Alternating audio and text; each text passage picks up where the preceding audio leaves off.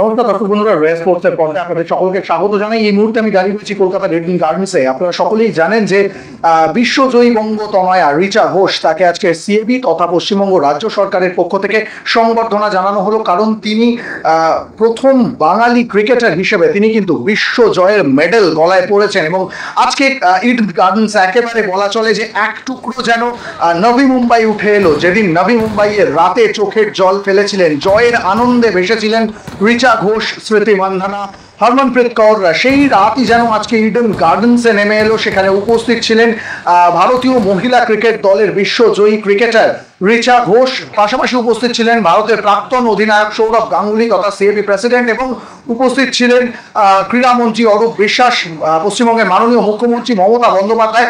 সকলে সিএবির পক্ষ থেকে কিন্তু সোনার ব্যাট বল এবং 34 লক্ষ টাকা তুলে দেওয়া হলো রিচা ঘোষের হাতে। পাশাপাশি পশ্চিমবঙ্গ সরকারের পক্ষ থেকে বঙ্গভূষণ তুলে দেওয়া হলো রিচা ঘোষের হাতে।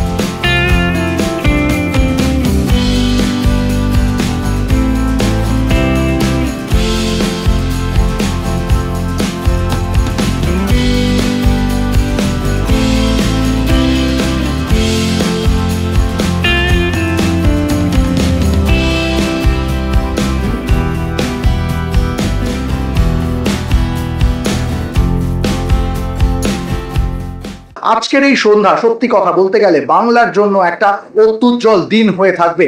আজকের এই সন্ধ্যায় ইডেন গার্ডেন্সের এই মঞ্চ থেকে কি বললেন সৌরভ গঙ্গোপাধ্যায়, রিচা ঘোষ, ঝুলন গোস্বামীরা, চলুন শুনে নেওয়া যাক তাদের মুখ থেকেই। মহিলা ক্রিকেট এখনকার মতো এত বড়, এত ফাইন্যান্সিয়ালি স্টেবল আর এত পপুলার ছিল না। আজ যে মহিলা ক্রিকেট যেখানে পৌঁছেছে, ঝুলন, মিতালি, এদের কাঁধে চড়ে, এদের চেষ্টায় গার্গিদি আছেন, মিঠুদি আছেন, আরো যারা ভারতবর্ষে খেলেছে বিভিন্ন সময়, তাদের চেষ্টায় আজকে মহিলা ক্রিকেট এই জায়গায় পৌঁছেছে। মনে রাখবেন যে সবকিছু শুরু হয়, আর শুরুটা হয়তো অতটা আড়ম্বরের সাথে, অতটা ড্যাজলিংলি হয় না, কিন্তু সময়ের সাথে যারা শুরু করে তারাই সেই ক্রিকেটটাকে একটা জায়গায় পৌঁছে দেয়। আজকে রিচা, জেমাইমা, শেফালি, স্মৃতি, হরমনপ্রীত, যাদেরই নাম করুন, তারা যে আজ এখানে যে জায়গায় পৌঁছেছে এটা কিন্তু তাদের জন্যই। তাদের পূর্ব যারা খেলেছে মহিলারা দেশের হয়ে, তারা ক্রিকেটকে এত মহিলা ক্রিকেটকে এত উঁচু জায়গায় নিয়ে গেছে, এটা কিন্তু তাদের জন্য। সেই জন্যই ওয়ার্ল্ড কাপ ফাইনালে যখন রিচা বা স্মৃতি বা হরমন যখন ওয়ার্ল্ড চ্যাম্পিয়ন হয়, তারা কিন্তু মিতালি বা ঝুলনকে ইকুয়ালি রেসপেক্ট দিয়েছে। এটা দেখে আমার সবচেয়ে ভালো লেগেছে। সবার স্বপ্ন থাকে না, যখন এটা আমার জন্য অনেকটা স্বপ্নের মতনই। যেভাবে শিলিগুড়িতে আমাকে ওয়েলকাম করেছে আর এখানে যেভাবে সবাই আমাকে ওয়েলকাম করেছে, তো খুব ভালো লাগছে, স্বপ্নের মতো এটা লাগছে।